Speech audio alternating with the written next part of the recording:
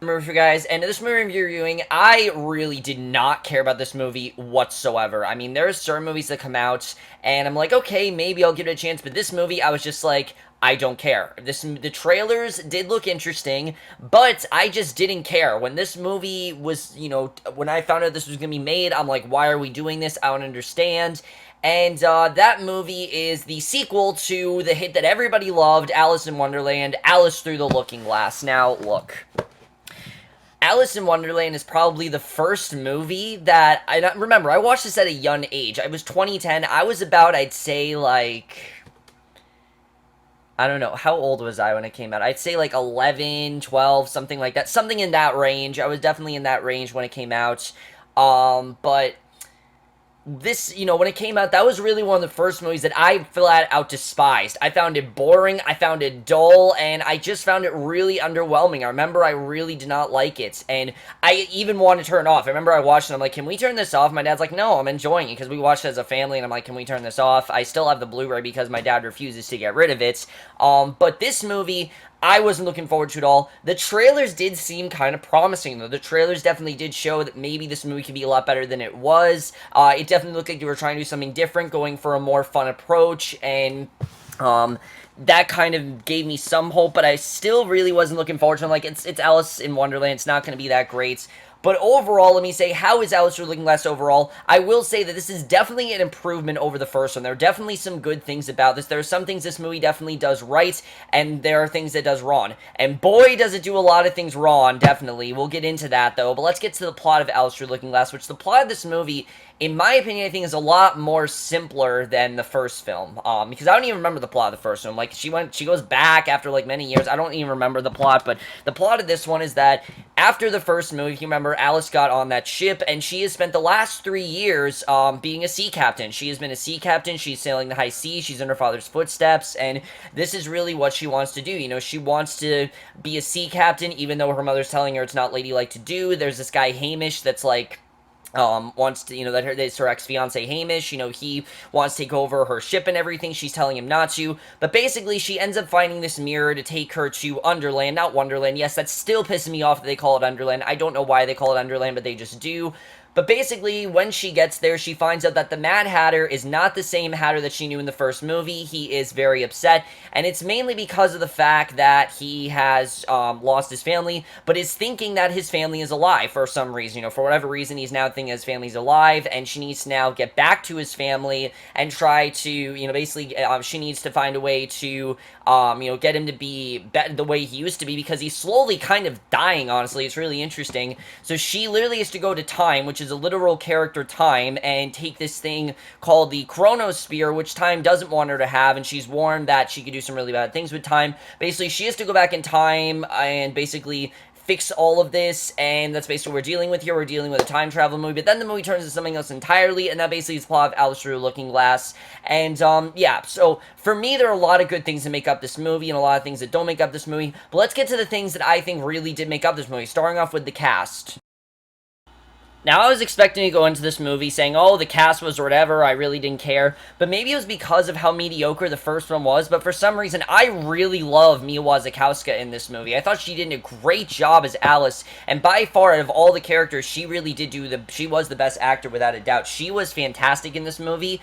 I really liked her character, and I thought she overall did a really good job. I really loved, what she did here. I mean, her character, she's a lot more confident now. She now has this ship. She basically wants to go on this adventure. She goes against what other people are telling her to do, and I thought she overall was really good. I definitely really did like her. You really cared about, you definitely saw the hero, the heroine, type character in her. She's no longer, she definitely is very curious, just like the first movie. She still is curiouser and curiouser, just like the first movie and everything, but I think overall she did a really good job. Mia Wasikowska as an actress has definitely improved since that first movie, and I don't really remember her at all, but here I thought she was really good. I really liked her character, and overall, I thought she definitely, out of everyone, was the best. Now, Johnny Depp, however, is another story, because, of course, remember the one thing that everyone talked about in Alice in Wonderland? The two things that were definitely constant, that were terrible, were Johnny Depp and Helena Bonham Carter. And unfortunately, I'm here to say that that's not much better here. I mean, Johnny Depp is still just, this is not the role for him, I think. I think really he was just very miscasted as the Mad Hatter because he just doesn't understand this role. And it's not that we don't care about the Hatter. I mean, the story they have here is interesting. The fact that the Hatter, you know, he's now lost his family and everything, and how he feels like his family's alive, and that, which they don't really ever explain why he thinks his family's alive. We don't fully understand. I mean, it's kind of like how he went mad. The problem is, he just doesn't really portray this character in the way he should. It comes across as very corny, very cheesy, and just way too over the top, and he definitely is hamming it up throughout the entire movie, and it's not a fun hamming up. It's honestly really degrading at times, and the problem is, this is the character we're supposed to care about for most of the movie, and you just don't really care. And the relation between he and Mia Wasikowska, the problem is, Mia Wasikowska is not phoning it in at all, but he's phoning it in so much. She really is doing a good job, and you can really see she does care for him, while he really just comes across as a cartoon. Really, everything about the Hatter is a cartoon. It feels like an animated movie, but this isn't an animated movie. This is just Johnny Depp with a very bad white face paint, and it just really didn't work for me. The character overall, I mean, they try to do some interesting stuff with him here. It just doesn't really add to anything, and for me, I really just did not find him to be any better than he was here. I mean, he definitely tried, but he still does like 3 or 4 different voices the entire movie, and nothing about his character is consistent. I really was not a fan of him. I can totally understand why people don't like him, and unfortunately, he's not much better here. However, Johnny Depp is nothing compared to the god-awful, annoying-as-hell performance from Helena Bonham Carter as the Red Queen. First of all, what the hell is she doing here? I mean, I don't understand what her purpose was in this movie. She, for me, just does the same thing she did in the last movie. She's annoying as hell. Most of her lines, she's yelling the whole time. She doesn't add anything new to this character, and she's just annoying. And a big part of this movie eventually ends up being how the Red Queen became evil, and it's not at all the mission we were sent to go on, and it completely loses focus. For me, she was only here because, oh, we just need to include every character from the first movie in here, but no, you didn't. I just didn't find her to be that interesting of a character. I found her to be annoying, and yes, her past I did find to be interesting. The problem is, I don't give a shit about her character because she's just yelling the whole time, and it just doesn't really connect, because when you see her as the young Irazabeth, we eventually find out her name is, Irazabeth, however you pronounce it, she wasn't this, you know, loud. She wasn't this annoying. She was a normal girl, and here she's just yelling everything. And I get it that she's supposed to be evil, but she just is completely over the top. She's phoning it in like crazy, and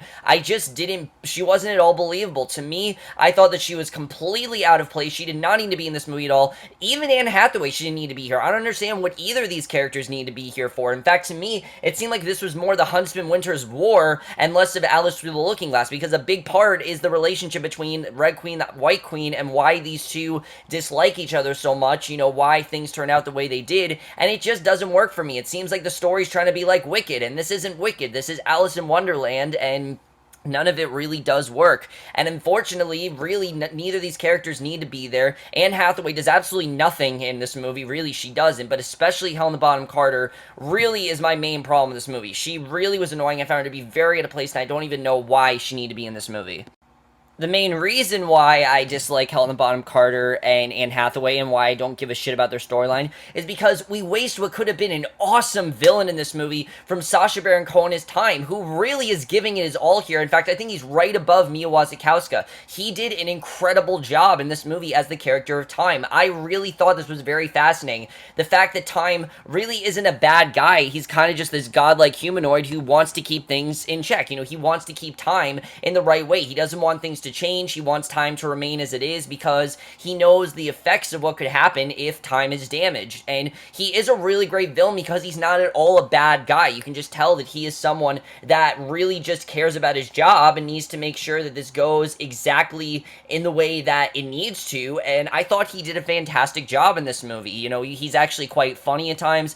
I will admit there are one too many puns about time in this movie, but unfortunately all of his, you know, really great performance is salvaged by the Red Queen, who he apparently is holding because she was banished, and I just didn't care. I felt like these three characters, you know, Alice, the Hatter, and Time, that should have been our main focus of the story, not the Red Queen, not what's going on with the White Queen. Time could have been an awesome villain. He doesn't get nearly what he deserves in this movie. I think he could have done a much better job, you know, if he had more to do, which he does have a good amount of stuff to do, but you just don't care in the way you should. I really like liked the way his character was introduced, but then once the Red Queen came involved, I suddenly was no longer introduced in his character because he just wasn't as important as we thought he was, and unfortunately, that's one of the reasons why Sacha Baron Cohen does a great job in this movie, but unfortunately is completely overshadowed by the use of the Red Queen and the White Queen.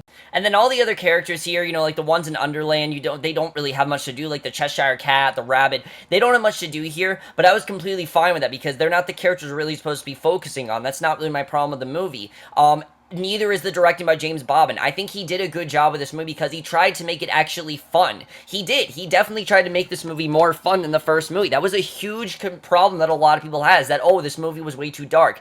This movie's not really that dark at all. In fact, I found it to be a lot of fun at times, and James Bobin totally tried to do that, which he tried to do, this movie's not like the Muppets, but he definitely did try to make it, more wacky, just more fun overall, and I think he really did succeed in his tone. Definitely it was there. I think he did a very good job with that, and the way he tried to, direct this movie, I definitely thought was really great. My main problem with this movie is the screenplay here by Linda Wolverton. For me, I think she just had way too many ideas, and they just didn't all go together in this movie. And I also know they're trying to loosely base this on the book, and I'm sure this movie definitely does show that, because the first 20 to 40 minutes, I'm like, this is actually really good. Why am I enjoying this so much? I'm not gonna lie. The first, hour of this movie, I was really into. I really was enjoying it. I mean, we had a really nice story here with the Hatter. Even though Johnny Depp, I'm like, oh, he wasn't that great, I was still really enjoying it because you really did see, Alice want to go on this adventure. She wanted to save the Hatter. It seemed really simple. Time didn't want her to get in the way of changing time and things like that. She was warned of what could happen if she did change time.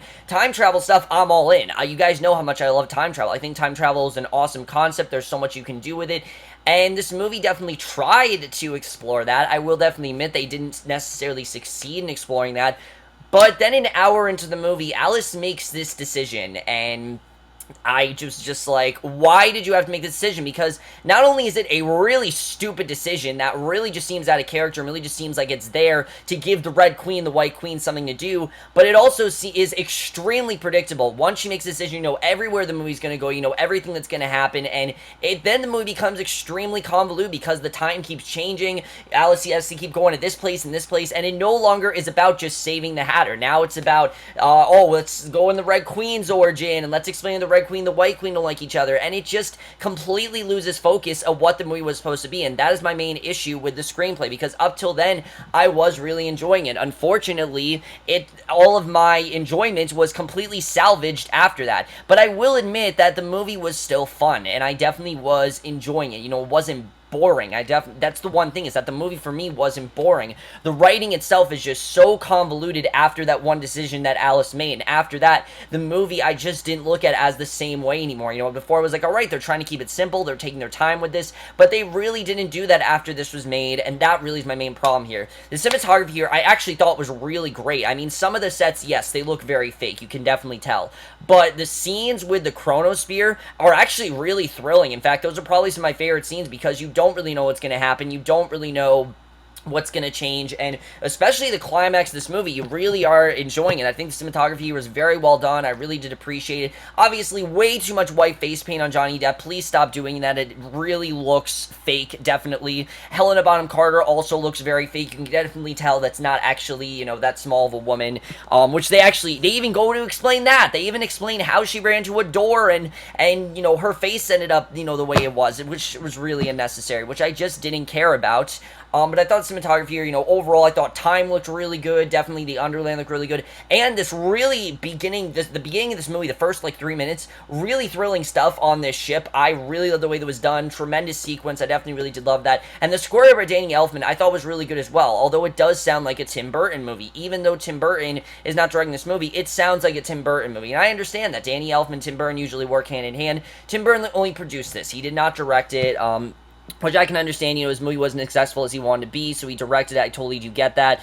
But the editing here I thought was fine as well. The movie definitely, I thought, wasn't too long. That's not my main thing. For me, the movie was just, it got way too convoluted, and the editing just became, you know, more random segments than actually a cohesive story. And that's really my main thing with this movie. I thought the movie definitely got way too random, way too cohesive, but I still did enjoy it. And for me, it's a lot more enjoyable and a lot more fun than the first movie ever was. And I definitely, if I had to choose between this or the first movie, I would definitely pick Through the Looking Glass at any point, Through the Looking Glass any day over, what was a very boring film with the 2010 film. So overall, I'm going to definitely give Alice Through the Looking Glass a 2.5 out of 5 or a C. Like I said, the first 20 to 40 minutes I was really enjoying, but then I thought the movie got way too convoluted, way too cohesive, and unfortunately, I was going to give this movie a fresh rating, but after that, I just couldn't give it a fresh rating. I would kind of recommend it, but I would definitely say that if you have kids, there are definitely better things to see other than this, but if you do see it, you will enjoy it, but definitely you have better things to see with your time. Go see X-Men, go see Captain America, definitely will have a better time, and you'll probably enjoy the story a lot more than you would with this. So overall, guys, in my review of Alice Through the Looking Glass, let me know what you guys saw of this movie, have seen it. How would you compare it to the first movie? For me, this movie was a lot more enjoyable. Even though, with the really convoluted stuff, I still really did enjoy it.